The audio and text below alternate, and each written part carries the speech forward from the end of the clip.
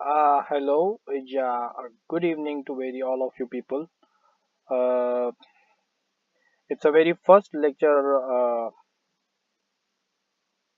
It's a very first lecture today for this DevOps. So we are just starting from that.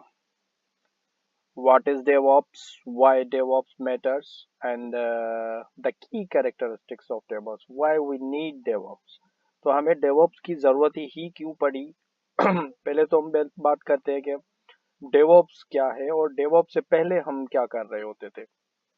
अगर जो दोस्त जिन लोगों के पास कोई इन्फॉर्मेशन नहीं है रिगार्डिंग प्रोग्रामिंग और समथिंग एल्स, तो उनके लिए ये वीडियो बहुत ज़रूरी है, क्योंकि इसमें हम जब कवर करेंगे कि यहाँ पे पहले हमें स्टार्ट करना है कि भाई डेवॉप्स की ज़रूरत हमें क्यों पड़ी और डेवॉप्स होता क्या है, और उससे पहले कि डेवॉप्स से पहले क्या होता था। अभी फॉर सपोज हम एक इमेज ले लेते हैं just for your reference.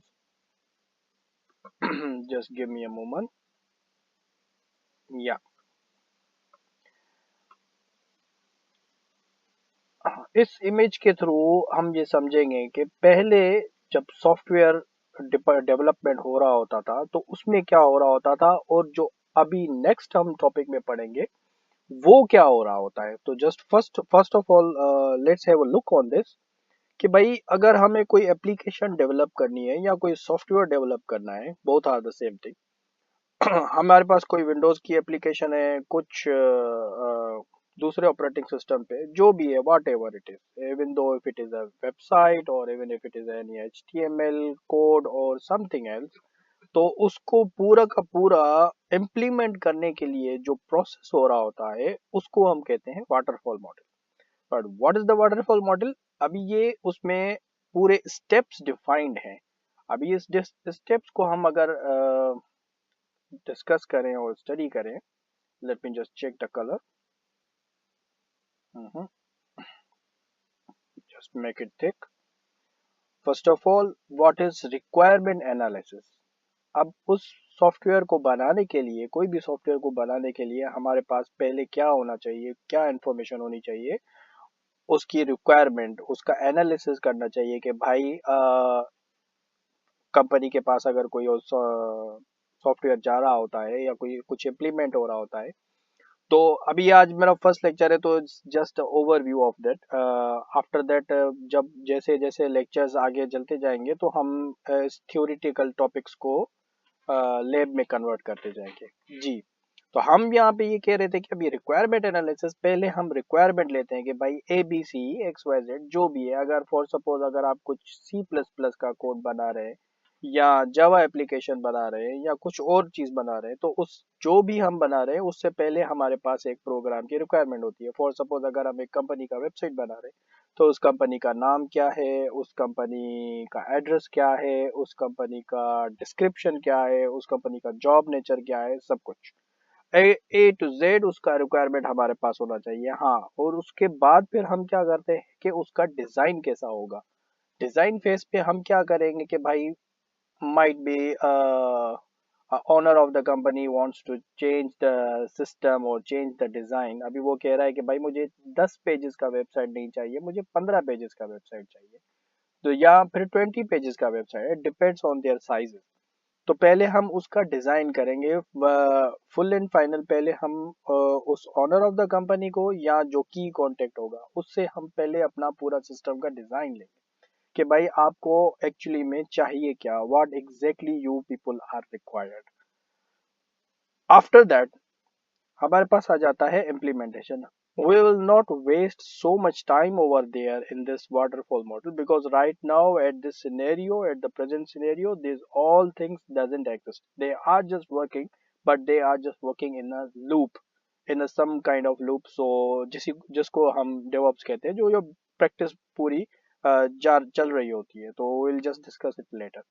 Implementation, will start implementation. Implementation में क्या होगा, हम डिजाइनिंग स्टार्ट करेंगे, कोडिंग टीम अपनी कोडिंग स्टार्ट करेगी, और उसके बाद फिर डिजाइनर अपनी डिजाइन स्टार्ट करेगा, एक्सेट्रा एक्सेट्रा। इम्प्लीमेंटेशन के बाद हमारे पास एक फेज आता है टेस्टिंग फेज। अब टेस्टिंग फेज के अंदर क्या होता है, एक प्रोडक्शन टेस्टिंग होती है, एक स्टेजिंग होती है।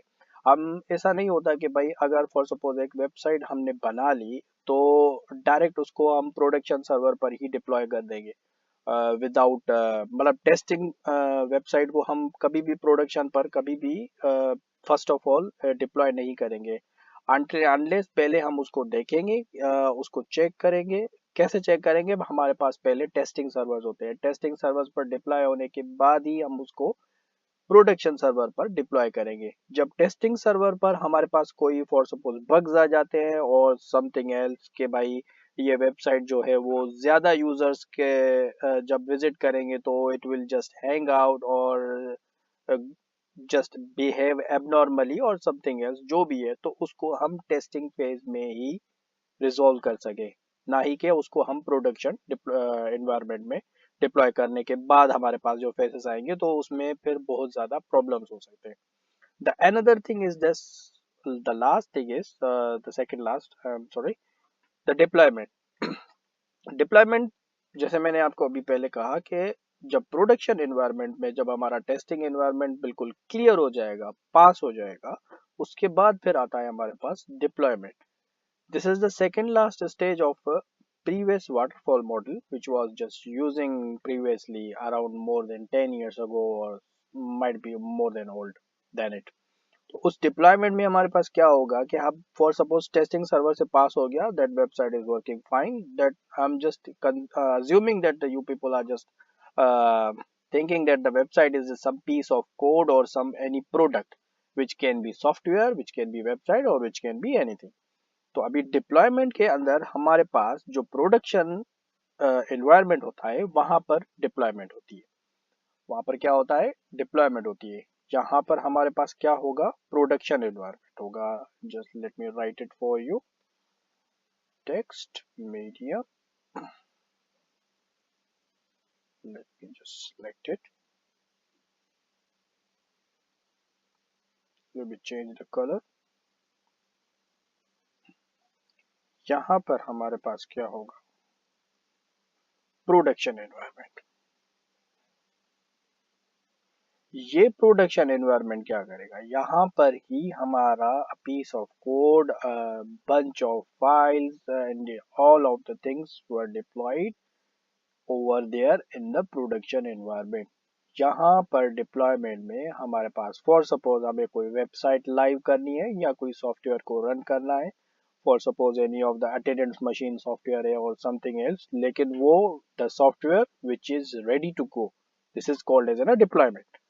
देन आफ्टर दैट उसके बाद हमारे पास जो भी प्रॉब्लम्स आते हैं इन फ्यूचर और मेंटेनेंस के टाइम, उसका एनुअल मेंटेनेंस है, उसका वीकली मेंटेनेंस है, या उसका कोई मंथली मेंटेनेंस है, उसमें कोई पैचेस अपडेट करने हैं या उसका कोई न्यू वर्जन हमें डिप्लॉय करना है, जो भी है, तो वो क्या होता है? वो हमारे पास इस मेंटेनेंस में आता है।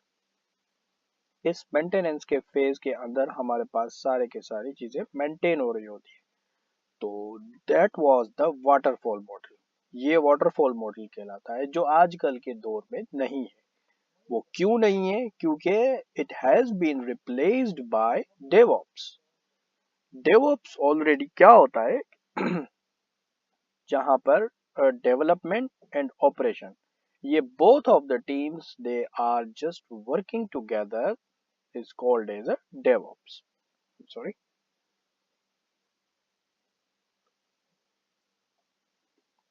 होप आपको ये सारा वाटरफॉल मॉडल समझ आ गया होगा। तो नेक्स्ट लेक्चर में इंशाल्लाह ताला हम बात करेंगे कि व्हाट इज डेवऑप्स, तो डेवलपमेंट और ऑपरेशन की टीम्स आपस में कैसे काम करती हैं, what exactly the DevOps is. लेकिन डेवऑप्स स्टार्ट करने से पहले it was really necessary, I felt के you people must have understanding, a little bit understanding of the what exactly this waterfall model is. Alright? Okay. Thank you so much, guys. Take care and just wait for the next lecture. Then we will just start our real best scenarios and our labs and all theoretical concepts. We will start by the next lecture. Thank you.